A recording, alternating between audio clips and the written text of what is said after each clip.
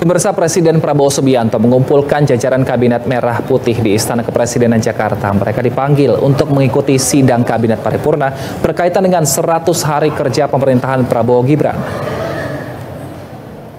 Dalam pidato pembukaannya, Presiden Prabowo Subianto memberikan apresiasi ke seluruh jajaran Kabinet Merah Putih atas kinerja 3 bulan pertama pemerintahannya. Prabowo menyebut kinerja pemerintah sejauh ini menunjukkan hasil yang tepat sasaran. Prabowo juga mengungkap perasaannya di pemerintahan sebagai sebuah tim yang mampu kompak kerjasama. Selain hal tersebut, dalam pidatonya Prabowo juga menitipkan semua unsur penegakan hukum agar menegakkan hukum dan aturan bagi perusahaan yang melanggar ketentuan pertanahan dan hutan.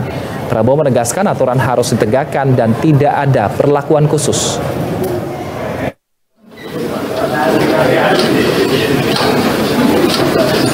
Juga sudah memberi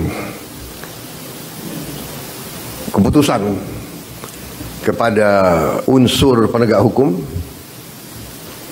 Jaksa Agung, BPKP, Kapolri, dan Panglima TNI untuk menegakkan hukum dan aturan khususnya bagi perusahaan-perusahaan yang melanggar ketentuan-ketentuan pertanahan dan hutan. Ketentuan-ketentuan kita harus dipatuhi. Tidak ada yang memiliki perlakuan khusus.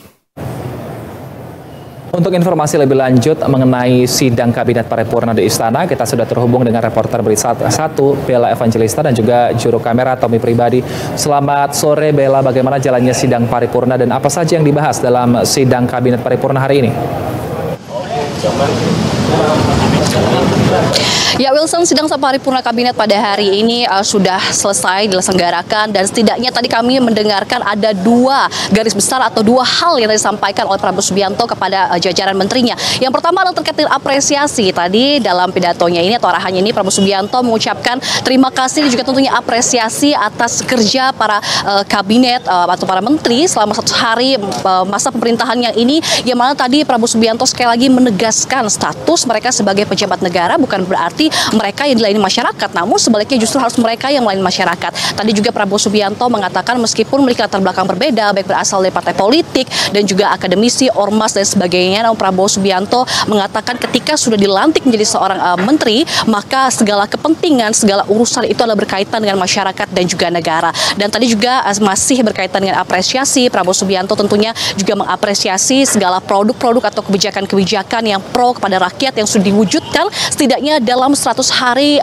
kepemerintahan di awal ini, Wilson, yang tadi disampaikan oleh Prabowo, ia ingin kedepannya agar ini semakin ditingkatkan, agar nantinya akan semakin banyak kebijakan yang pro kepada masyarakat akan terus diwujudkan oleh para menteri dan juga pemerintahannya. Kemudian juga Prabowo Subianto tadi mengapresiasi juga terkait dengan pengamanan di Natal tahun baru kemarin, yang mengatakan dengan adanya pengawalan juga koordinasi sinergi bersama sehingga seluruh kegiatan di hari raya Natal dan juga libur panjang pada tahun baru kemarin dapat berlangsung dengan sangat baik dan juga aman. Dan selanjutnya sampaikan oleh Prabowo Subianto adalah berkenaan dengan target. Ini menarik sekali ya, yang mana tadi Prabowo Subianto ini kembali menegaskan dan juga menyampaikan sejumlah target-target yang harus dikejar oleh para menteri di kabinetnya. Yang pertama adalah berkenaan dengan Prabowo meminta atau mewajibkan nantinya kepada perusahaan-perusahaan yang menggunakan atau menerima kredit dari bank pemerintah ini diwajibkan harus menempatkan hasil penjualan ekspor mereka di bank-bank yang ada di Indonesia. Yang mana Prabowo Subianto mengatakan ini merupakan hal yang wajar sekali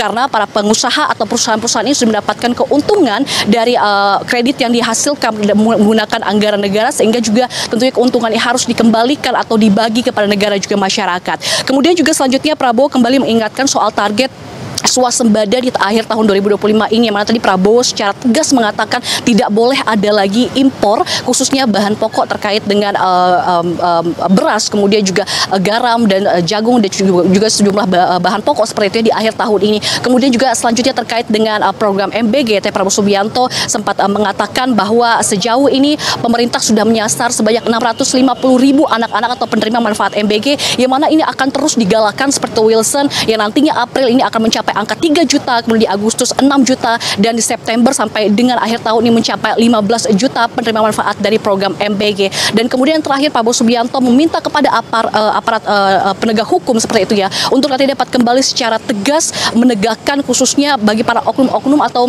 perusahaan-perusahaan yang nakal seperti itu, yang mana mereka tidak mengindahkan terkait dengan konservasi hutan dan juga lahan, yang mana Prabowo Subianto meminta bagi oknum-oknum ini untuk nantinya jika tidak mendengarkan atau tidak mengindahkan arahan dari pemerintah untuk dapat dicabut izin operasionalnya. Tadi itu sejumlah hal yang kemudian disampaikan oleh Prabowo Subianto secara tegas dalam sidang paripurna ini, Wilson.